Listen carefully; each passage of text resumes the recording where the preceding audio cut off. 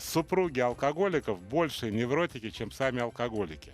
То есть те люди, которые то орут, то спасают, то хлопают дверью и уходят к маме, то устраивают скандалы и пилят, то начинают бегать по врачам, вот они реально нездоровые люди. А их тихие там мужья-алкоголики, вот у них алкоголизм и как бы все.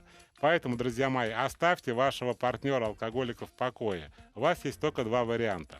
Или вы принимаете его таким, какой он есть. И он ваш любимый Да, алкоголик из Москвы. да, он ваш вот прямо с водкой, его берите.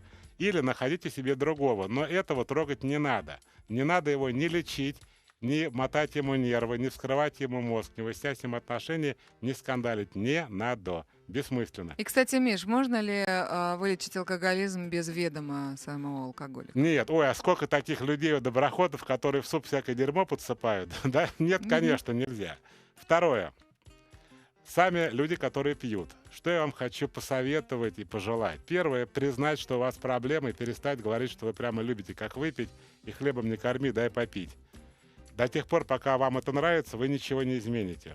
Вы измените тогда, когда вы скажете, что у меня проблемы. Дальше, не трогая ни маму, ни жену, ни мужа, ни детей, сами ищите врача, ищите психиатра на первом месте. Кстати, в клиниках психиатрических есть целое отделение. Ну, конечно, ищите психолога для поддержки, и у вас все получится. Это абсолютно излечимые заболевания, я вам желаю вылечиться. У нас такая программа уже подошла к концу. Это Обратный отсчет да, 9, 8, самая 7. большая зависимость из тех, что мы обсуждали на этой 2 неделях. Мы прощаемся до понедельника и снова о зависимости продолжим с Михаилом в программе «Миша плюс Катя». До свидания.